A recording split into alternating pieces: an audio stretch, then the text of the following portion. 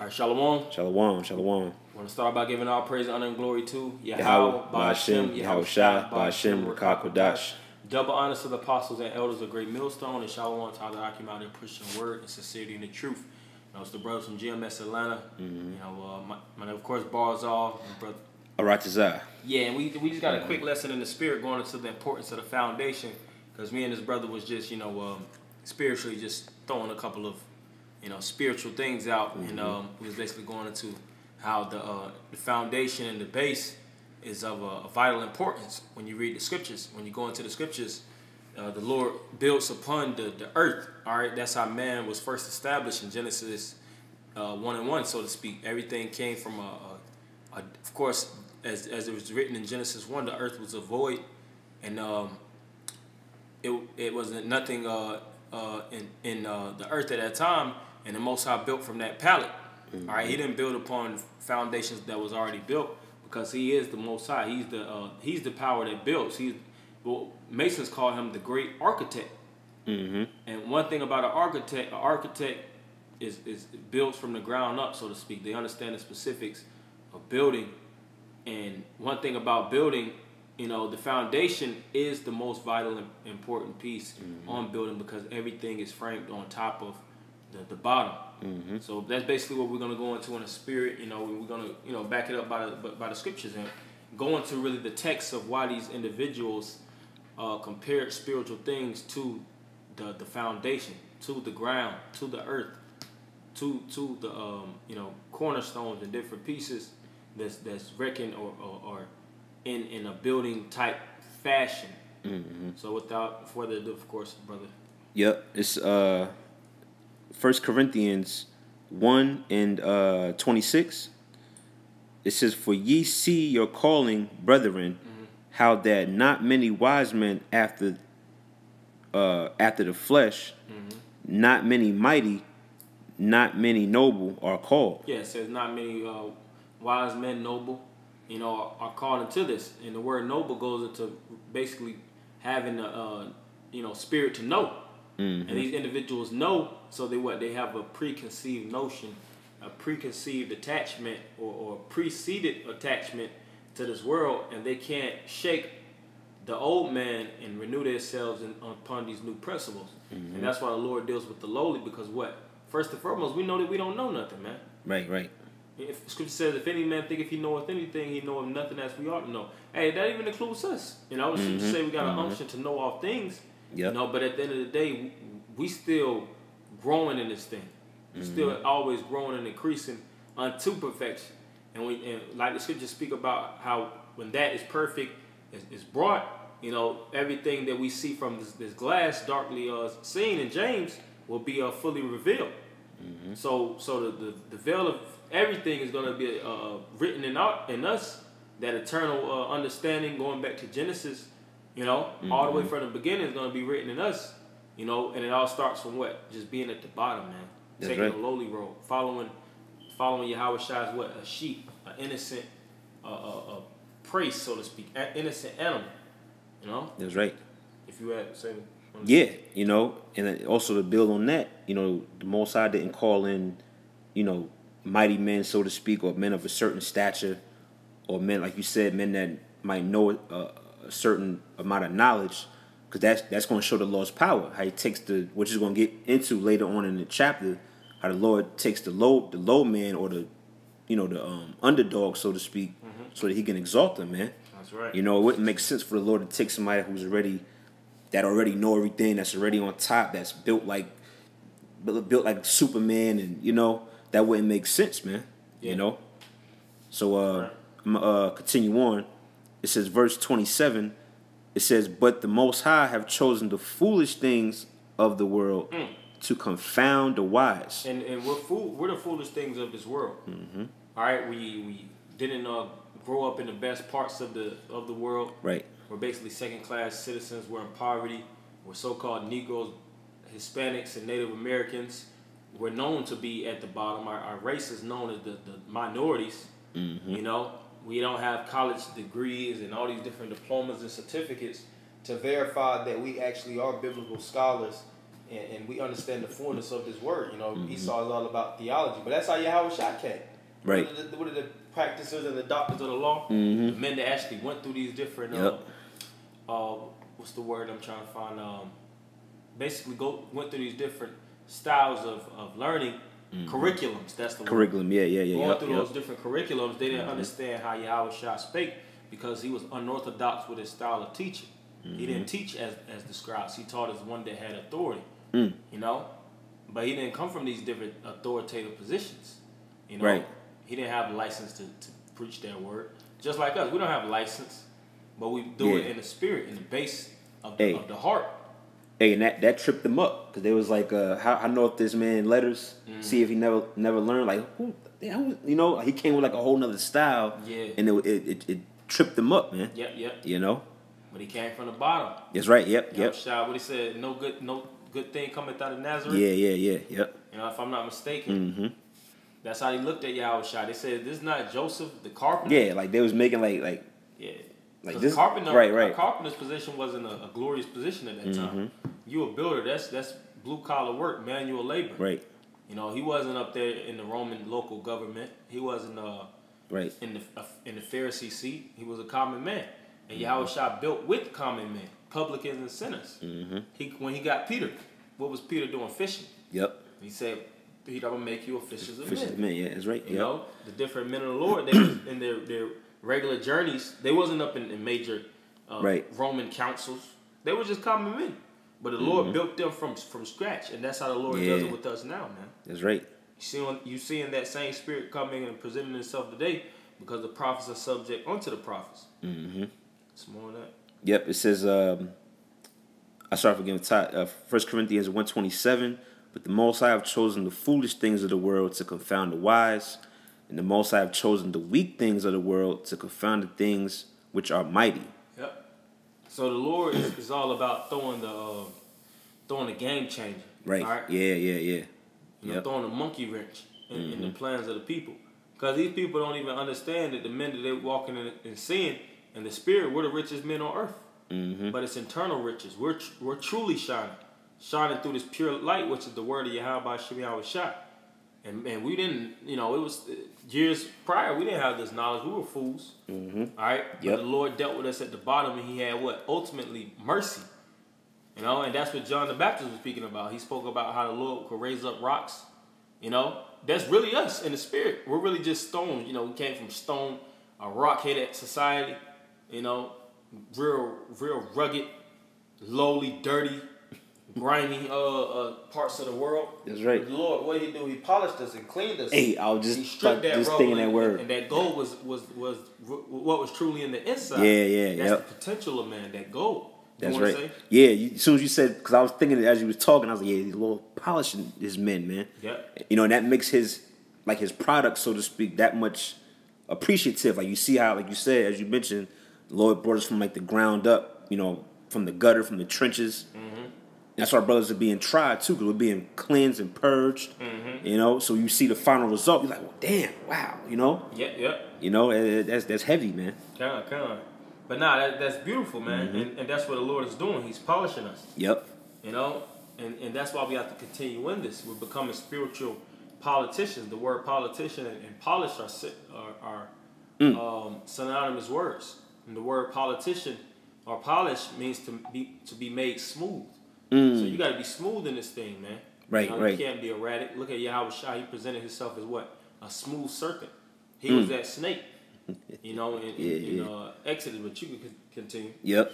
It says, verse 28, it says, in the base things of the world, in the things which are despised, have the Most High chosen. Yea, in the things which are not, to bring to naught things that are. Yeah. So the Lord chose us because we're not, and we're putting to not things that are. Which are who? Your mayors, your senators, your top politicians, you know, your president, the policies that all these different government rulers are enacting. We're basically fighting against the spirit of this world. We're knocking a vibration out of his circuit, so to speak, out of his wave. Well, what? This truth, without having a platform. Right. without having the government to back us. You know, without having a seat in these different, without a school. Right. Without a business, you know. This all of this is raw and uncut from the Spirit of the Lord, man. That's right. And just like you have this individual, or this movie that came out, V for Vendetta, and you had that individual that was topping the government, but guess what? The whole time he was anonymous. Yeah. People didn't even know he existed. People didn't know who he truly was. But they knew that was an opposing force that was going to break that whole system down. And they started to basically, they started to realize it more and more as this man's strength started to penetrate the walls of the economy. Same thing with Joker when you watch it with Batman. So yep. You know, he was what was he? He was the base. He was he was ostracized, so to speak, a villain. Yeah. But that's us. We spiritual villains, but we doing this place of a true justice, which is taking it down. Yep. I had a quick preset. It just came to mind. Wisdom of Solomon 5. And really, I'm just, let's see. Well, really, you can start from the top. I'm going to read kind of fast. It's Wisdom of Solomon 5:1. Then shall the righteous man stand in great boldness before the face of such as have afflicted him, and made no account of his labors. And this is the time, man. Us rising on our feet, because we were basically walking board, so to speak, for the so-called white man. You know, we was basically getting whipped by this man. You know, he was the whipping stick. He was the one that was constantly breaking us down. But this is the time where we're transferring that power and sucking the life out of the Spirit through this word. You know. Some more on that. Yep. It says, verse 2, when they see it, they shall be troubled with terrible fear, and shall be amazed at the strangeness of his salvation. Yep. So far beyond all that they look for. Yeah, see, so they recognize that it's going to be a mass deliverance, and their whole thing is trying to intercept the plans. It tells you that in Wisdom of Solomon, the 2nd chapter. Yeah, How, you know, you said they have reproved the thoughts of men, because we reproved him. Even though, like I said earlier, we're not, we don't have the top seat in the house of Babylon. Right. We really have the bottom seat. Yeah, we got the bottom. We on the bottom of the totem pole, as they say. The bottom of the totem pole. You know. But the bottom is going to transition and become the top. That's right. Matter of fact, I'm going to get that precept. You have some more on that? Yeah, really, the point is in the next couple of verses. It says, and they repent, verse 3, and they repenting and groaning for anguish of spirit shall say within themselves, this was he whom we had sometimes in derision and a proverb of reproach. And who is he, the so-called white man? Yep. Because he turned everything down and he made himself pure. All right, that's why you have the different definition of white and black. Why are the East Indians called black, but us? Right. All right. Why are the Arabs, the Japanese? Why wasn't they coined the name black? Because they knew who the true white people were, which are us, the Israelites. Scripture speak about how the righteous is going to shine and how darkness can't understand this world. The so-called white man is the true black he's man. a true nigga on the earth, man. Yeah, he's a nigga, a vagabond, You know? a savage. Yep. A beast. You know? Oh, but he's known as the black horse in our Revelations. Yep. The red horse, pale horse. That was as pale as hell, man. Yeah, that's right. They have wicked intents, Wicked thoughts and imaginations. Yeah. It says we fools accounted his life madness and his end to be without honor. Yeah, prophesying. That's foolish in the eyes of the so-called white man. Right. You know, you're just screaming at the top of your lungs. You know, you're just speaking about things that has already been exposed by the government. You know, the government admitted these things. They have the strongest military. You know, they have technology to spy on you on a constant basis. Yep. But they don't know that the Spirit of the Lord is with us. That's why they haven't, came down on us. Because as soon as the so-called white man tries to make his move, guess what? The Lord is going to raise up a standard. That's right. And that's the collision of the Spirit, because the Lord is with us. We're backed by We're backed by the spirit world, man. Yeah. Not with this world. That's right. That's right. It says, verse 5, it says, how is he numbered among the children of the Most High? Yeah, how is he numbered among the children of the Most High? So that's an incredible feat. They don't believe it we're YAHAWASHI. They believe in what? We're niggas, speaks, proverbs, bywords. Yep. Just ghetto drug dealing, niggas. monkeys. Yeah, monkeys. Torture monkeys, criminals. That's right. These are the chosen people that's going to rule the next kingdom in righteousness. Right. And in godliness. That's the ones that the heavenly power is going to bestow his righteous energy. That's who YAHAWASHI, whom the world calls Jesus Christ, is going to save and deliver. Yep. You know? Hey, if I could say, you know, we always speak about this being the Most High's movie. You know, the word of God going back to Theos theater, like a movie. A movie wouldn't be good without a good plot twist, man. Great. You know, it's always, you know, that makes a good movie or a good TV show. Like, oh damn, I wasn't expecting that. You know, something that, like you said, the Lord be having those spiritual curveballs, man. Yeah. These people they don't see it coming. You know, they thinking them gutter rats in the, you know, the land of Israel is the so-called Jews. Meanwhile, as you say, the basis of men, that's who the Lord that's who the Lord chose, man. That's right. You know. That's how the Lord rolls. You know? Yeah, that's right. He rolls esoterically, so to speak, in the mist. You know, yep. He doesn't have to get credits to put his spirit in the next man to seem like he's the divine and great one. He deals with the lowly in heart, the meek. That's right. As it is written, the meek shall inherit the earth. That's right. He ain't got to deal with LeBron James because he got a big boy net worth. Right. Or these Jay-Z's. He's not dealing with it. Nope. Scripture said they received their consolation. Read some more. Yeah, I finished this last verse. It says, how is he numbered among the children of the Most High? Yeah. How is he numbered among the children of the Most High? The 144,000. That's the number. 1/3. Continue. It says, and his lot is among the saints. And his lot, which is his portion, is among the saints. Yep. Which the saints are Israelites. All right? And it's going to be shown in these days who the true Israelites are, because those are going to be the ones that's going to get delivered out of this captivity. Okay. When everybody else is suffering torment. You know? Show you that in the movie District 9. With the aliens that was in the ghetto. And the aliens actually got delivered. You know? They was the ones that was suffering poverty. You know? And that represents us. That's right. Because the so-called white man knows we're the ones that under the curse. But, yes, I got something. Okay. You had some more? No, that was it. Oh, this is Isaiah 29:16. Let me pull it up on here, too. Okay. 29:16. All right, go ahead. Surely your turning of things upside down shall be esteemed as the potter's clay. For shall the work say of him that made him, he made me not? Or shall the thing framed say of him that framed it, he had no understanding? Right, and the reason I brought this up, because like we were saying earlier, this world is turned upside down. Yeah. You know, when these different people look up, they look at the top, at the celebrities, instead of looking at the bottom. That's where the riches lie. Where? In the earth. All right? What you see is invaluable. It's already been crafted and developed with the intent and the imagination of the evil. You look at the lowly, the ones that shattered. That's what you build with. You build with what? Clay.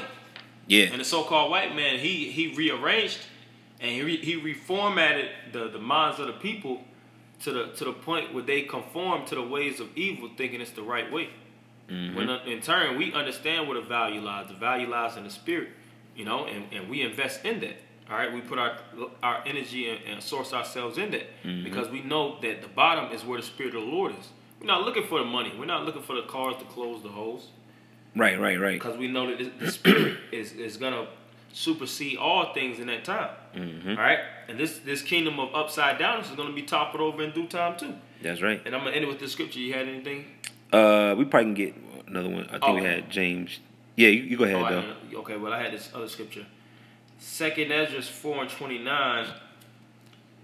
If therefore that which is sown be not turned upside down, and if the place where the evil is sown pass not away, then cannot it come that is sown with good. So this upside kingdom, it has to be broken down because this is not working in conjunction in harmony with the spirit of the Lord. That's so right. The Lord is going to clean this place up. Where? Break it down to where? The foundation. Yeah, break it down to the foundation. That's and right. What's the foundation? Us. Yep. All right? That's right. And the foundation is taking this place up through the spirit. You know, after all the wind and all the floods and all this type of hell, you know, destroys this place, it's going on top of the roof. Yep. On top of the pillars, all these different things that structure in the house, and it's going to be broken down to the bottom, man. That's right. That's that's the importance of the bottom, the ground, so to speak. Broken back down to what? Adama. Yeah, Dama, yep, from the ground, yep. Yep, the ground. Or Ratzazar. Yeah, earth, yep, Earth. that's right. Yep. You know, like you mentioned, that's where the the good resources are, man. The soil, man. Yep. You know, deep, you know, in the deep root, you know, and that represents us, like the brother said, man. Mm-hmm. You know, we're not looking towards the things that are shallow, so to speak, or the things that's, you know, basically the things that's temporal, man. We're looking for the That which is internal. yeah, that internal, man. You know, that gravity, the spirit, man. Yeah. You know. Was any more on that? Nah, that was it. Okay. I think we had another one. I don't know if you had something else? Because if not, we can. I got one. Okay, go ahead. Psalms 87:1. Mm-hmm. His foundation is in the holy mountains. The Lord loveth the gates of Zion more than all the dwellings of Jacob. Glorious things that are spoken of thee, O city of the Most High, Selah. And the main point is his foundation is in the holy mountains. The holy mountain represents governments. Yeah. But it starts with the foundation. Yep. Because the Lord is dealing with the foundation of things. He didn't say the top of the mountain. Because the top of the mountain is important, right, of course, but the government. That mountain represents the government, but the government that the Lord deals with is the ones at the bottom. All right? The lowly. That's why the Lord said he deals with, he'll even establish the basis of men. That's right. You know, because the ones that was in a high and mighty seat, they started to emulate themselves and get self-inflation and feel like they were gods. Mm-hmm. And the Lord broke them down to show that they are no gods. And he's going to do the same thing in this kingdom. That's right.